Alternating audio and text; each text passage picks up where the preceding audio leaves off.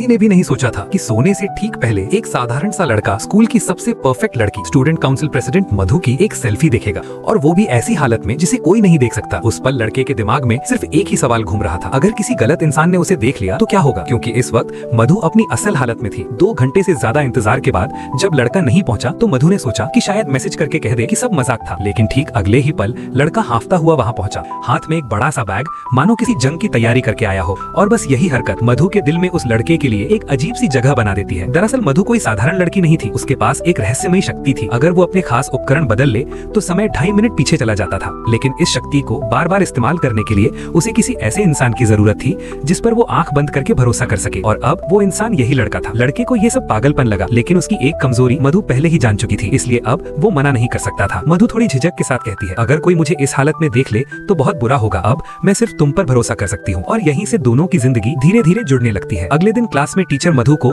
खड़े होकर पाठ पढ़ने को कहते हैं। उसकी आवाज साफ, कॉन्फिडेंस से भरी हुई। पूरी क्लास सिर्फ उसी को सुन रही थी। लेकिन जैसे ही खिड़की से हवा का झोंका आया, मधु की आंखों में चमक आ गई। उसने चुपचाप अपनी शक्ति सक्रिय कर दी। इस बार वो जानबूझकर कुछ सेकंड रुकती है और हवा के साथ पढ़ना शुरू करती है। उस पल ऐसा लगता है जैसे पूरा क्लासरूम सीधे किताब के जमाने में पहुंच गया हो। टीचर सन्न, स्टूडेंट हैरान और मधु पूरा शो अपने नाम कर लेती है। लेकिन हर शक्ति की एक कीमत होती है। तैयारी दोबारा करनी जरूरी थी। मधु जानबूझकर जमीन पर रबर गिरा देती है। लड़का मजबूरी में आगे बढ़ता है। दिल जोर जोर से धड़क रहा था। अगर किसी ने देख लिया तो सब खत्म। लेकिन किस्मत अभी उनके साथ थी। क्लास के बाद लड़का गुस्से में शिकायत करता है। मधु मुस्कुराकर कहती है, मैं बस तुम्हें परख रही थी और ये देखकर कि तुम मेरी इतनी परवाह करते हो मुझे अच्छा लगा। लड़का उलझन में पड़ जाता है, क्या ये सब खेल है या कुछ और। अगले दिन दोनों को असाइनमेंट ऑफिस ले जाना होता है। चारों तरफ मधु के चाहने वाले, लेकिन वो सिर्फ उसी लड़के के पास चलती है। रास्ते में वो पूछती है, अगर मैं कभी अकेली घिर जाऊं तो तुम क्या करोगे। लड़का बिना सोचे जवाब देता है, मैं तुम्हें अकेला नहीं छोड़ूंगा, मैं हमेशा तुम्हारे साथ रहूंगा। मधु हल्की सी मुस्कुराती है। वो कहती है, सब मुझे पसंद करते हैं क्योंकि मैं परफेक्ट दिखती हूँ, लेकिन तुम्हें मेरी कमजोरी भी पता है और फिर भी तुम मेरे साथ खड़े हो। पहली बार वो लड़की इतनी सच्ची लगती है। फिर आता है स्पोर्ट्स टेस्ट। लड़का बार बार फेल होता है। मधु समय पीछे ले जाती है। 1 बार, 2 बार, तीसरी बार वो खुद साइकिल लेकर सबसे आगे निकल जाती है और लड़का सबकी नजरों से उसे ढकते हुए अपनी सीमा तोड़ देता है। आखिरकार वो पास हो जाता है। मधु मुस्कुराकर पूछती है, कैसा लगा। लड़का बस इतना कह पाता है, अच्छा। कुछ दिन बाद लड़का बीमार पड़ जाता है। मधु उसे घर छोड़ने आती है। समय पलटता है, खाना तैयार, तौलिया रखा हुआ, सब कुछ ठीक। वो धीरे से कहती है, जब किसी को बुखार हो